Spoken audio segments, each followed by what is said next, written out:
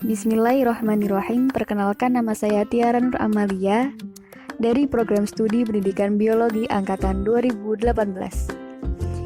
Di sini saya akan menjelaskan materi mengenai siklus hidrologi atau yang biasa kita kenal dengan siklus air. Dan pada siklus hidrologi ini tentulah aktor utama pemerannya ialah air. Air entah dari mana menguap ke langit, dibawa oleh angin entah kemana lalu turun, entah di mana. Mereka menjelajah ke tempat-tempat asing tanpa berhenti. Dan, oh iya, tahukah meskipun 2/3 bumi ditutupi air, sebagian besarnya adalah lautan, namun hanya 3% saja yang air tawar. Dan dari 3% itu pun 2/3-nya membeku di kutub utara, Antartika, kemudian ada di puncak-puncak gunung yang tinggi. Jadi hanya 1% air di bumi lah bergantung tak terkira jumlahnya kehidupan. Jutaan spesies tumbuhan, jutaan spesies hewan, dan tentunya kita manusia. Wah, keren bukan? Dan pada video ini, tujuan pembelajaran dari materi siklus hidrologi ada 3. Yang pertama, mengetahui tahapan siklus hidrologi. Kemudian, mengetahui macam siklus hidrologi dan mengetahui aktivitas manusia dan perubahan daur air. Oke, pembahasan pertama yaitu tahapan siklus hidrologi. Tahapan siklus hidrologi adalah serangkaian proses yang tergabung dan saling berkaitan. Tahapan ini disebut dengan istilah siklus. Siklus air dibedakan menjadi 9 tahapan. Berikut di antaranya. Yang pertama, evaporasi. Yang kedua ada transpirasi. Yang ketiga ada evapotranspirasi. Yang keempat ada sublimasi. Yang kelima kondensasi. Keenam adveksi. Ketujuh presipitasi. Yang kedelapan ada runoff. Dan yang terakhir ada infiltrasi. Dan apa arti dari ke-9 tahapan itu? Yuk kita ke slide selanjutnya. Dan tahapan pertama dari siklus hidrologi yaitu evaporasi. Dan kalau dari ilustrasi yang ada di slide ini, sebenarnya sudah menunjukkan sekali apa arti dari evaporasi itu sendiri. Tapi kalau secara pengertian, evaporasi ialah proses di mana air yang ada di laut, rawa, danau, samudra, dan yang lainnya menguap akibat adanya pemanasan sinar matahari. Air pada proses evaporasi ini diubah menjadi uap air atau gas, sehingga bisa naik ke atas atmosfer. Semakin besar energi panas matahari yang sampai ke permukaan bumi, maka laju evaporasi juga akan semakin besar. Dan yang kedua adalah transpirasi. Transpirasi merupakan proses penguapan yang serupa dengan evaporasi. Hanya saja proses penguapan ini terjadi pada jaringan makhluk hidup. Transpirasi juga mengubah air menjadi uap air dan dibawa ke atmosfer. Selain berasal dari sumber air langsung, penguapan dalam daur air di permukaan bumi juga dapat terjadi pada jaringan tumbuhan. Contohnya seperti gambar yang berada di tengah slide ini. Tahap ketiga adalah evapotranspirasi. Evapotranspirasi adalah gabungan dari tahapan evaporasi serta transpirasi. Proses ini seringkali dikatakan sebagai pentotalan penguapan air di permukaan bumi. Seperti gambar ini.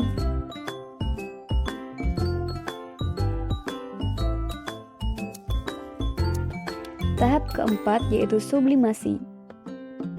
Sublimasi juga masuk dalam proses penguapan. Hanya saja proses ini terjadi di kutub es atau puncak gunung. Sublimasi adalah proses di mana es berubah menjadi uap air tanpa lebih dulu berada dalam fase cair. Sumber utama air dari proses sublimasi adalah lapisan es dari kutub utara, kutub selatan, dan es di pegunungan. Dalam daur air, sublimasi merupakan proses yang lebih lambat dari penguapan. Tahap kelima yaitu kondensasi. Kondensasi merupakan proses berubahnya air menjadi partikel es akibat suhu udara yang rendah, hingga akhirnya membentuk awan yang tebal. Ketika air menguap menjadi uap air, ia akan naik ke lapisan atas atmosfer. Di ketinggian tertentu, uap air berubah menjadi partikel es yang berukuran sangat kecil karena pengaruh suhu udara yang rendah. Partikel-partikel es tadi akan saling mendekati satu sama lain, bersatu kemudian membentuk awan dan kabut di langit. Kemudian dilanjutkan dengan tahap adveksi. Tahap adveksi merupakan tahap kelima dari siklus hidrologi.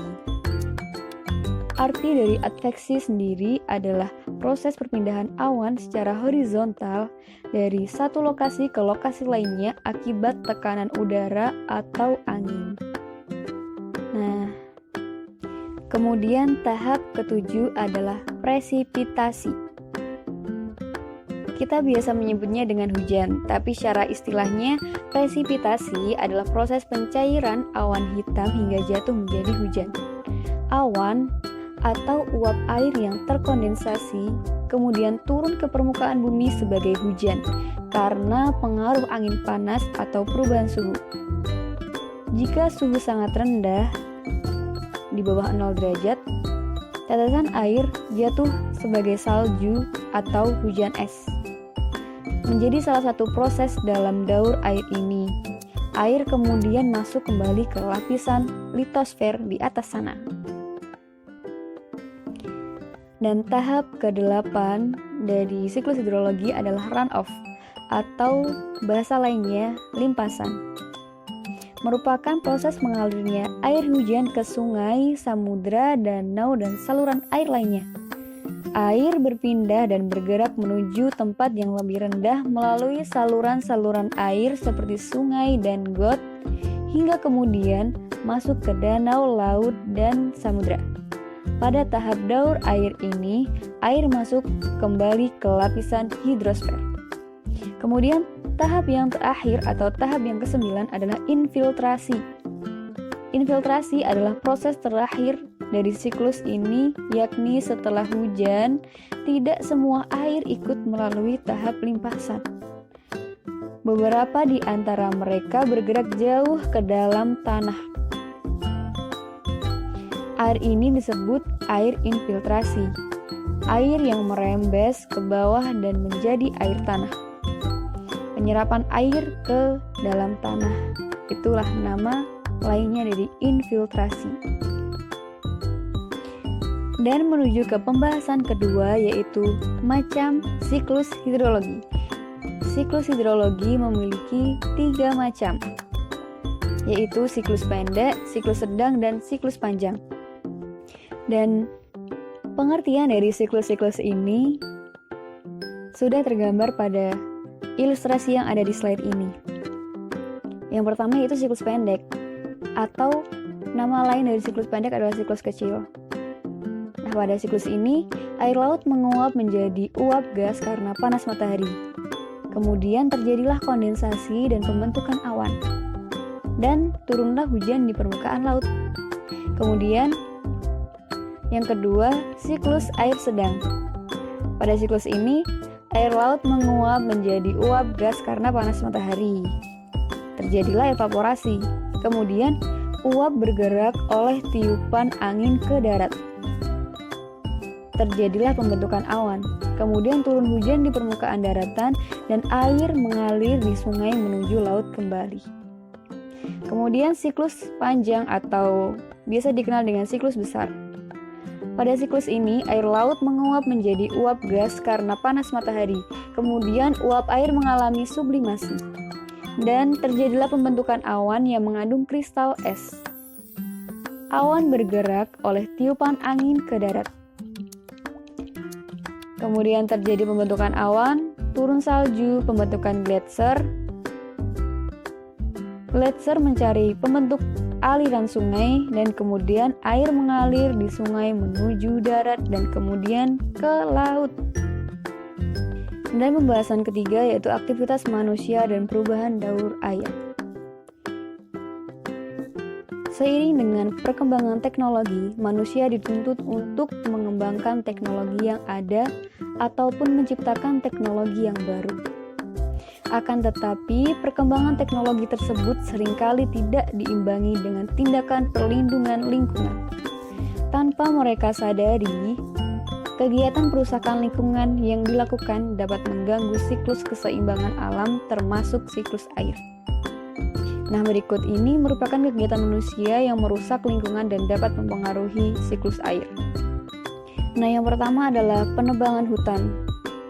Untuk mencari bahan baku dan juga lahan pekerjaan, manusia seringkali melakukan penebangan hutan secara besar-besaran. Pengurangan jumlah pohon yang sangat signifikan dapat mengurangi laju penyerapan karbon dioksida yang dilakukan oleh pohon secara drastis. Pengurangan laju penyerapan ini menyebabkan penumpukan karbon dioksida di atmosfer sana. Kemudian karbon dioksida yang menumpuk di atmosfer akan menjebak panas matahari yang dipantulkan bumi sehingga temperatur bumi dan atmosfer akan meningkat, atau yang biasa kita sebut dengan global warming. Dan global warming ini dapat mempengaruhi siklus air, khususnya pada proses evaporasi dan kondensasi. Peningkatan suhu atmosfer akan meningkatkan laju evaporasi dan memperlambat proses kondensasi itu sendiri. Yang kedua adalah kebakaran hutan. Kebakaran hutan seringkali terjadi secara spontan atau tidak dibakar langsung oleh manusia.